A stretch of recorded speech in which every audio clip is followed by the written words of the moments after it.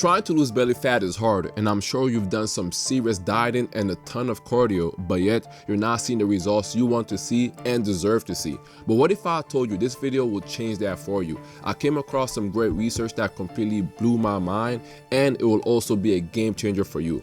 I'm going to reveal to you how to lose belly fat the correct way and sustain it. I'll also make sure to leave you guys with a personally designed exercise regimen that you can use to reduce belly fat to make it easier for you guys. But let me ask you guys a question, and you can pause the video and answer in the comments below. So which is better for reducing belly fat, doing sprints or jogging a few times a week? This question really addresses high intensity versus moderate intensity training. Now, to answer this question, let's take a look at this research. It compared two groups. They had one group do a 15-week sprint training program, and they found that this group was able to reduce their belly fat through various factors that honestly surprised me.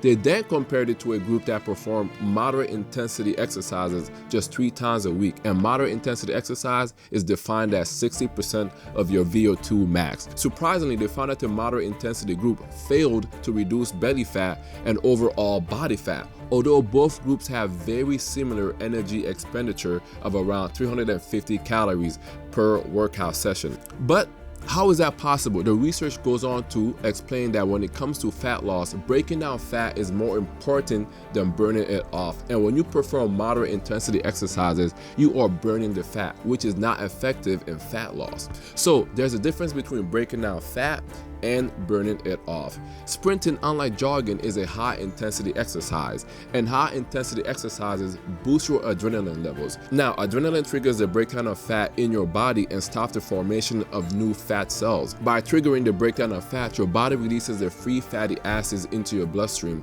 which your body can then use for energy. And fat cells in your abdomen respond much more to adrenaline than those anywhere else in your body. Seriously, who would have guessed that adrenaline is the key to belly fat loss? You really learn something new every day.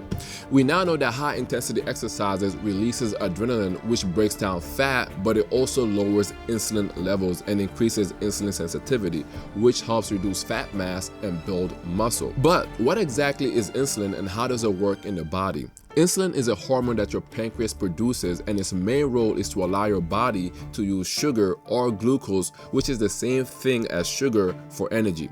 Essentially, what insulin does is to allow your cells to release glucose into your bloodstream to be used for energy. When you have high insulin levels, your cells store the glucose, which then go to your liver and muscles as glycogen. And once your glycogen stores are full, the remaining glucose gets converted into fat, which is why sugar is very fattening. But insulin also inhibits the breakdown of fat. So it is no surprise that the same study found that lowering insulin levels for just 2 weeks can lead to significant fat loss of over 70%. When you lower your insulin levels, the actual fat cells in your body begin to die. And insulin levels are affected by your carb intake, or in other words, sugar. This is so interesting to me because when I was in college, I was a track and field athlete, a long jumper to be exact. And every day for lunch and dinner, I would eat 2 big bowls of pasta, which is extremely high in carbs. And one day, one of my teammates came up to me, "How is it that you eat so much carbs, but yet you don't gain any weight?"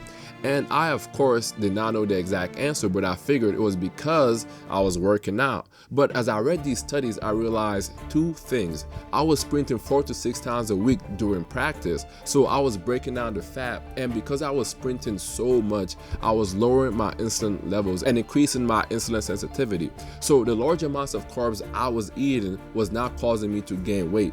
But I digress. The question now becomes, how do you lower your insulin levels? Well, lucky for you guys, I found another study that gives us a detailed plan to follow. And I also put together a list of food items that you should eat and those you should avoid in terms of carbs, because that's what mainly increases your insulin levels.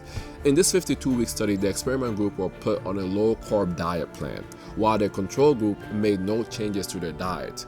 The experiment group followed a diet plan where each meal was composed of no more than 30% of carbs, around 50% protein, and the remaining 20% from healthy fats. The participants did a check-in after 12 weeks, and in just 12 weeks, the participants saw a 13-pound reduction in weight or 6.3 kilograms for our non-American viewers. During the 52-week follow-up, the participants had dropped an average of 16.3 pounds and 7.4 kilograms, and they found that 70% of the participants were able to maintain their weight loss by sticking to the diet plan.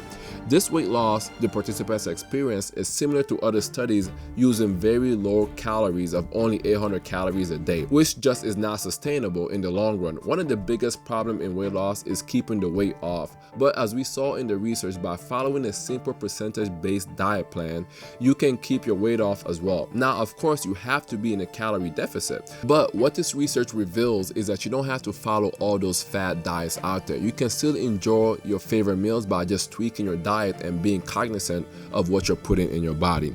Okay, so now let's talk about the ideal training plan, which focuses on high intensity interval training and sprints. Now, in my description, you will find both a sample week of training and a list of good and bad carbs that I mentioned earlier. Let's first start by talking about sprints. First off, if you're a beginner or if you haven't done sprints in a long time, then you have to start off slowly because it is very demanding on the body and you want to avoid injuries, so you want to build your way up into it. Now, for this sample week, let's make Monday our sprint day. For the first week, I would recommend starting with a full sprint for 10 seconds, then take a 1-minute break, and you will be doing 5 total sprints. So pretty short, and as time goes on, again, you will increase the intensity. For Wednesday, you will focus on more high intensity interval training. Again, this is just an introduction because you don't want to do too much too soon. But this workout will only take you 20 minutes. To start the workout, you will be performing jumping jacks for 30 seconds at a high intensity, then 1 minute of rest or low intensity walking. Then you will move on to bodyweight squats. Again, 30 seconds at high intensity. What does high intensity mean? That means you're kind of doing them faster. From there on, you will perform mountain climbers for another 30 seconds at high intensity. Then again, 1 minute break or low intensity walking. And to finish it off, you'll be doing push-ups for 30 seconds of high intensity, then 1 minute break or low intensity walking. And you will repeat this cycle 3 times. Now, again, this is just a sample week, but the goal here is to increase the intensity or difficulty week after week as you get stronger and your body adapts. Now, again, I'll have a more detailed plan and the full list in my description, so make sure to like and subscribe for more. Peace, guys.